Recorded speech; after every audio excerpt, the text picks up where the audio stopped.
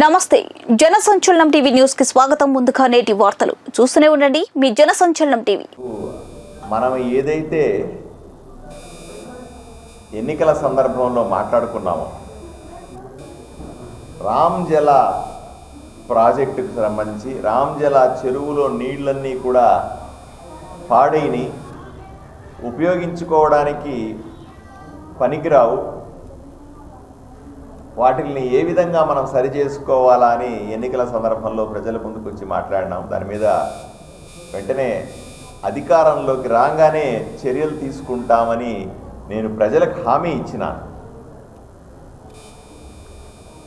MLA ఎన్నికైన తర్వాత మొదటి వారంలోనే నేను రామ్జల ప్రాజెక్టుకు సంబంధించిన పర్యటన చేశాను. ప్రత్యక్షంగా అక్కడ ఏముందో చూసుకున్నాను.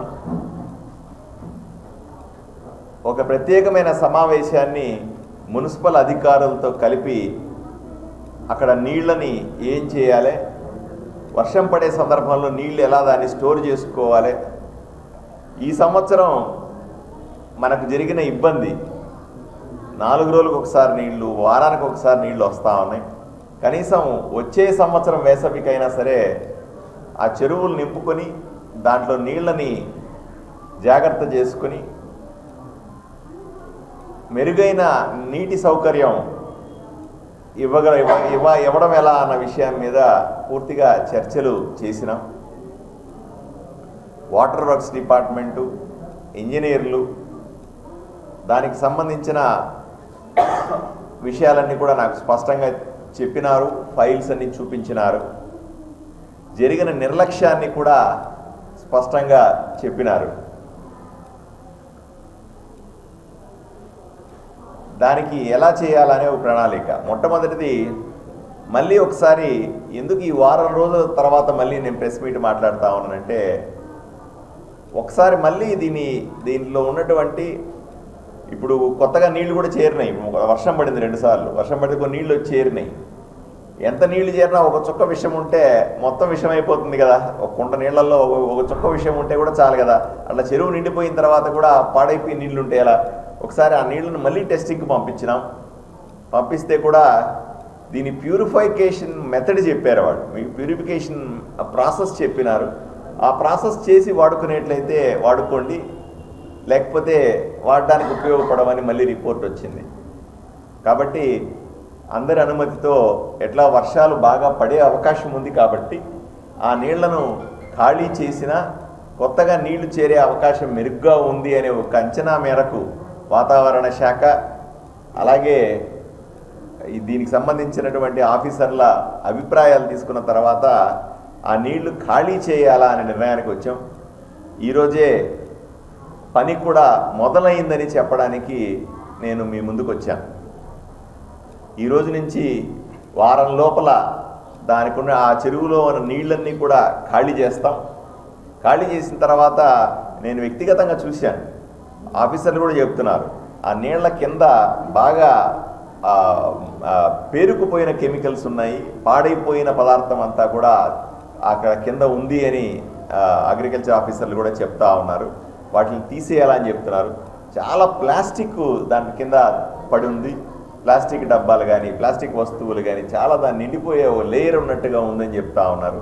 నీళ్లు ఖాళీ చేసే సందర్భంలో అక్కడ కింద ఉన్నటువంటి ఉపరితల లేయర్ ఏదైతే ఉందో చెరువు మీద మట్టి మీద ఉన్నటువంటి ఆ లేయర్ అంతా కూడా జేసీబీలు పెట్టి తీసేస్తాం.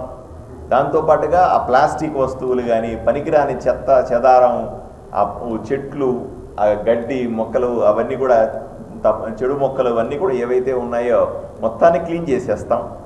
చేసిన తర్వాత బ్రహ్మాండంగా వచ్చే వర్షపు నీటిని ప్రతి చుక్కను దాంట్లో ఆ చెరువులో నించుకొని ఇప్పటి నుంచి కూడా ఆ చెరువులోకి వచ్చే ప్రతి చుక్క కూడా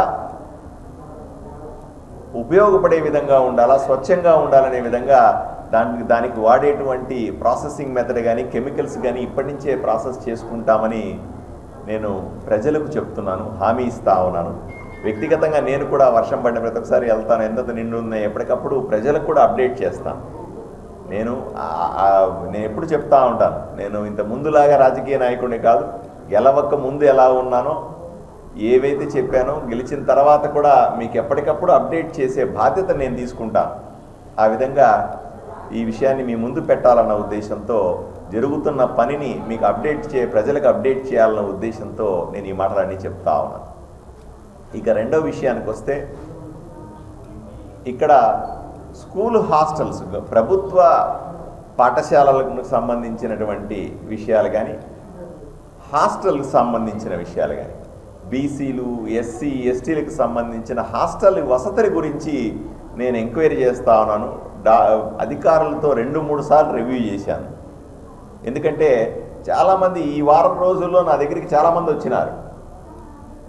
వచ్చి చిన్న చిన్న బిడ్డలు తీసుకొని వచ్చినారు. హాస్టల్లో సీట్లు లేవండి, బీసీ హాస్టల్కి వెళ్ళాము, సీట్లు లేవండి, వెనక్కి పంపిస్తూ ఉన్నారు. ఎస్సీ హాస్టల్కి వెళ్ళామండి, సీట్లు లేవండి, వెనక్కి పంపిస్తూ ఉన్నారు. ఎస్టీలు అండి మేము సీట్లు అయిపోయినాయని చెప్తా ఉన్నారు. ఇంకొక బీసీ హాస్టల్కి వెళ్ళామండి, పైన పెచ్చులు ఊడిపోతూ ఉన్నాయండి, సురక్షితంగా లేదని చెప్పి అక్కడ అడ్మిషన్లు తీసుకోమంటా ఉన్నారు. ఇవన్నీ చెప్తా ఉన్నారు. సో నేను కర్నూలులో ఉన్నటువంటి సంక్షేమ జిల్లా అధికారితో మాట్లాడినాను. విజయవాడలో ఉన్నటువంటి సంక్షేమ అధికారితో కూడా నేను మాట్లాడినాను ఫోన్లో. వాళ్ళు సార్ మీరు ప్రపోజల్స్ పెట్టండి, వెంటనే అద్దె భవనాలైనా తీసుకుని అక్కడ హాస్టల్స్ని పెట్టే ఏర్పాట్లు చేస్తాము, మీరు ఇంతగా అడుగుతా ఉన్నారని చెప్పారు వాళ్ళు. సో వాళ్ళకందరికీ కూడా సాయంకాలానికంతా ప్రపోజల్స్ కూడా అన్నీ వాళ్ళకి పంపించేసాం. వాట్సాప్లో పంపించేసాం. ఫిజికల్గా కూడా నేను రేపు ప్రమాణ స్వీకారం కోసం విజయవాడ వెళ్తా ఉన్నాను. నా పేపర్లు ఫిజికల్గా కూడా తీసుకొని వెళ్ళి ఇస్తాను. ఇక్కడ బీసీలకు సంబంధించిన హాస్టల్, బాలికలకు ఎందుకంటే ఇక్కడ ఏమైందంటే ఎక్కువ మంది పనికి పోయేవాళ్ళు ఉన్నారు. ఎక్కడికో వేరే ఊర్లకు సుగ్గి పేరు మీద పనికి వెళ్తారు. వీళ్ళంతా కూడా పనికి వెళ్ళే సందర్భంలో ఆడబిడ్డల్ని లేదా బిడ్డల్ని ఎక్కడో చోట సురక్షితమైన ప్రాంతంలో వదిలిపెట్టి హాస్టల్లో వాళ్ళు 3 నెలలు పనికి పోయేసి వస్తారు. మళ్ళీ అలా కాకుండా వాళ్ళు బిడ్డల్ని అక్కడికి తీసుకుపోతే వాళ్ళకి చదువు ఉండదు. బిడ్డల్ని వాళ్ళతో పాటు తీసుకెళ్తే పనిలో పెట్టి వాళ్ళకు కెరియర్ పాడయ్యే అవకాశం ఉంది. సో తప్పనిసరిగా రాత్రికి ఈ సుగ్గిని మనం పూర్తిగా నిర్మూలించలేము, కానీ కనీసం వాళ్ళ ఇబ్బంది ఏదైతే ఉందో వాళ్ళ బిడ్డల్ని హాస్టల్లో పెట్టి చదువు చెప్పిస్తూ సురక్షితంగా ఉంచే బాధ్యతను నేను తీసుకోవాలని నేను అనుకుంటా ఉన్నాను. అందువల్ల ఎవరెవరైతే ఈ బిడ్డలు హాస్టల్ సీట్లు కావాలనుకుంటున్నారో వీళ్ళకందరికీ కూడా ప్రత్యేకమైన, నేను చెప్పాను ఇప్పుడు ఒక కంబైన్డ్ ఎస్సీ, ఎస్టీ, బీసీలకు సంబంధించిన ఒక హాస్టల్లో 450 సీట్లు ఉన్నాయి. ఇంకొక బీసీ హాస్టల్లో 250 సీట్లు ఉన్నాయి. ఇంకొక హాస్టల్లో అట్లా ఉన్నాయి. అలాగే వీళ్లకు అదనంగా హాస్టల్ని కావాలని అడిగినాను.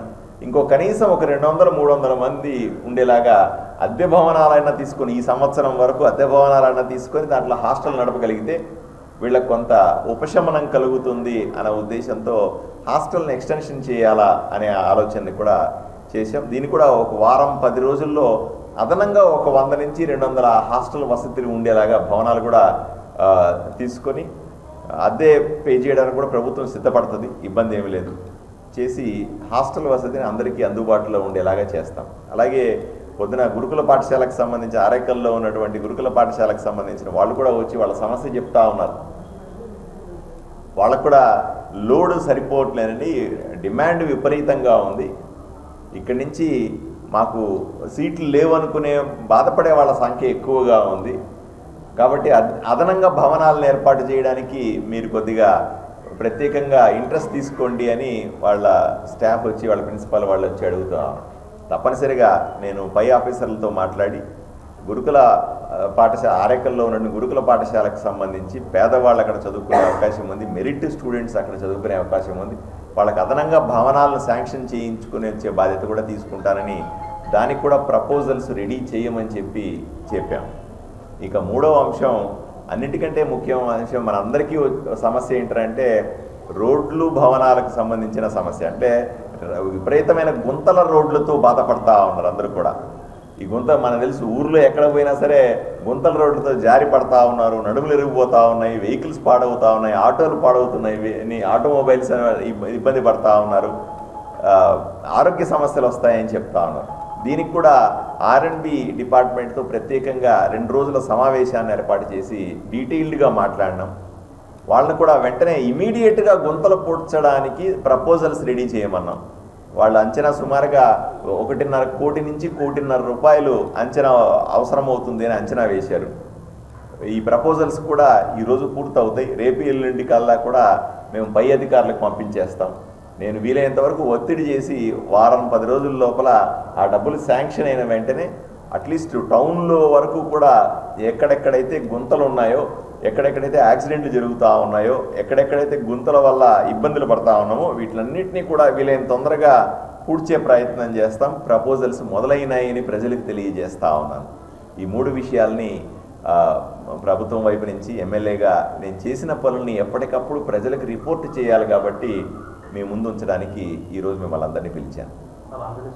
విద్యార్థులు ఈత ఆడడానికి పోతారు, ప్రతి సంవత్సరం 2 చనిపోతారు, సెక్యూరిటీ లేకుండా ఉన్నాం. మీ తరఫు నుంచి ఏమైనా సెక్యూరిటీ పెట్టి ఏమన్నా? ఈ విషయాన్ని మీరు ఇప్పుడే చెప్పారు కాబట్టి నేను సెక్యూరిటీ విషయం కూడా మున్సిపల్ అధికారులతో మాట్లాడతానండి. వెంటనే సెక్యూరిటీని సెక్యూరిటీ కంటే కూడా పిల్లలకి ఎవరో ఈతగాళ్ళని పెడతాం ఫస్ట్. అక్కడ వాళ్ళే సెక్యూరిటీ. ఎవరన్నా పడితే సెక్యూరిటీ పెట్టామనుకో, నాకు ఈత రాదన్నాడు అనుకోండి, అదొక సమస్య ఉంది కదా. ఈత వచ్చిన సెక్యూరిటీ ఏర్పాటు చేద్దాం. ఏం సార్? సార్ అక్కడ రాత్రుల పూట చేపలు పెంచడానికి కోసము చికెన్ పెద్ద కుళ్ళిన మాంసాన్ని నైట్ టైం పడేసిపోతారు సార్. పడేసిపోవడం వల్ల చేపలు బాగా పెరుగుతాయి. ఆ చెరువుల నుంచి చేపలు తీసుకొచ్చి వ్యాపారం చేస్తూ ఉంటారు. ఇలాంటి అటువంటి వాటి రాకుండా ముందు చర్యలు తీసుకోవాలి. సెక్యూరిటీని భద్రం చేసి దాంట్లో చేపల వ్యాపారం వేరే. అది బేసిక్గా తాగడానికి నీళ్ల కోసం పెట్టినటువంటి చెరువు. అది రకరకాలుగా వాడేస్తా ఉన్నాను. నేను చెప్తాను కదా, రకరకాల. అది నిజంగా మనం చూస్తే దాన్ని మంచి పర్యాటక కేంద్రంగా చేసుకునే అవకాశం కూడా ఉంది.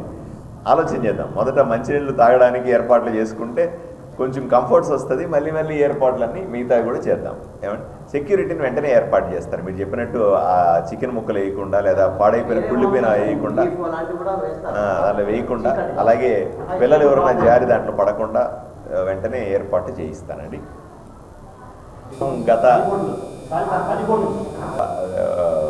కేవలం వాళ్ళ అవినీతి మాత్రం చెబితే సరిపోదు, సాక్ష్యాధారాలతో మీ ముందు పెట్టాల్సిన అవసరం ఉంది. అది సమయం వచ్చినప్పుడు మేము ముందు పెడతాను. ఎప్పటికప్పుడు మనం మాట్లాడుకుంటూ ఉంటాం కాబట్టి మరిన్ని విషయాలు మీ ముందుకు తీసుకురావడానికి ప్రయత్నం చేస్తాను.